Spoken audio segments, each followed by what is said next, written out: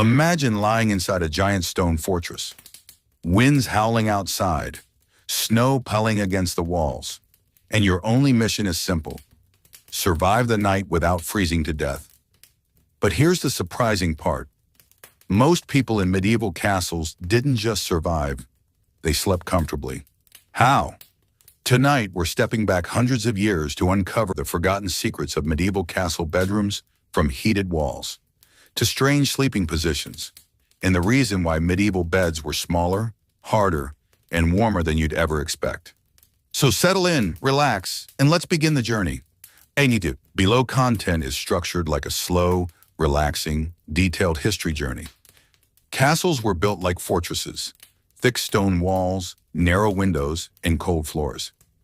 Stone doesn't absorb heat, it steals it. During winter, a room could feel colder inside than outside. People described some castle bedrooms as like sleeping in a cave. Even candles would freeze. And yet, the people who lived there survived centuries of brutal winters, because they mastered heat management long before modern heating existed. Every castle depended on one place for heat: the Great Hall. A massive fireplace, the size of a small room, burned day and night. The fire wasn't just light, it was survival. People gathered close to it before bedtime, warming their clothes, hands, and blankets. Some would even sleep near the hall on winter nights because the bedrooms were far colder. But the Great Hall trained bodies to warm up before going into freezing bedchambers. Beds were not just beds, they were heat traps.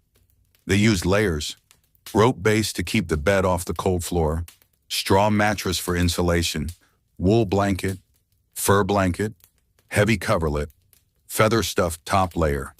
It was like creating a personal heat bubble. Beds were also small, not because people were shorter, but because smaller spaces, more body heat. People slept curled up in a fetal position, conserving warmth like a natural heater. Medieval beds had thick curtains around them, not for privacy, not for beauty. They acted like a mini tent. You slept inside a sealed box where candle warmth stayed inside. Body heat collected, cold drafts were blocked. Even royalty slept in enclosed beds. Once the curtains closed, temperature rose dramatically, sometimes 15-20 degrees warmer. Sleeping alone was rare in winter. People shared beds: couples, siblings, servants, even guests. Not because of romance, because of warmth. Multiple bodies under the same blankets could raise the bed temperature enough to survive bitter nights. Even kings sometimes slept with servants nearby, not for service, but for heat. People didn't sleep naked, ever. They layered themselves like travelers crossing the Arctic. Bedclothes included linen undershirts, woolen socks, thick nightgowns, fur-lined caps, mittens. Yes, people slept with caps. Because you lose most heat from your head, those classic nightcaps weren't fashion, they were survival gear.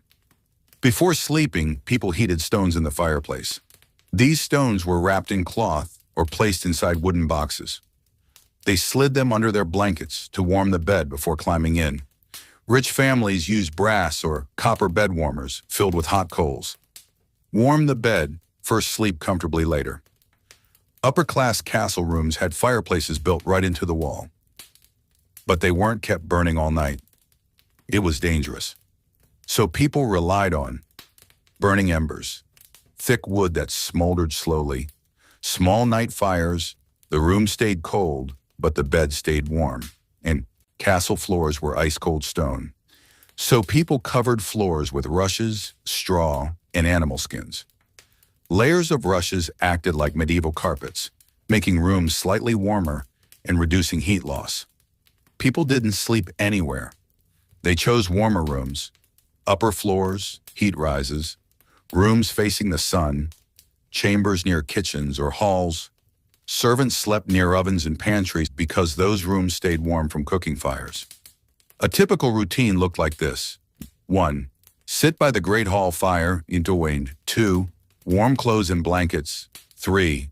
Heat stones. 4. Carry small candles to the bedroom. 5. Close shutters tightly. 6. Climb into bed. 7. Drop the curtains. 8. Curl into a tight position. Within minutes, the bed became a warm cocoon. Interestingly, medieval people didn't sleep in one long stretch. They had first sleep and second sleep. In between, they woke naturally for 1-2 hours. During this time, they added wood to the fire, checked children, prayed, talked quietly, or simply rested, then went back to sleep until dawn. This broken pattern helped them stay warm by adjusting fires and blankets. Nobles had larger beds, more blankets, private rooms with fireplaces, heavy curtains, servants to warm the bed. Commoners had shared rooms above animals, warmth from below, shared beds, straw beds, one thick wool blanket.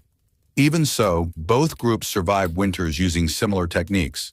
Yes, many did. Castle walls could drop to freezing temperature overnight. Poorly insulated chambers were deadly. But those who understood heat management survived without modern heating. These survival methods became traditions for centuries. If you enjoyed this relaxing journey into medieval castle life, make sure to hit subscribe. There are hundreds of forgotten history topics waiting to be explored, and your support helps keep this channel growing. Thanks for watching, and may your nights stay warm, even in the coldest castles of history.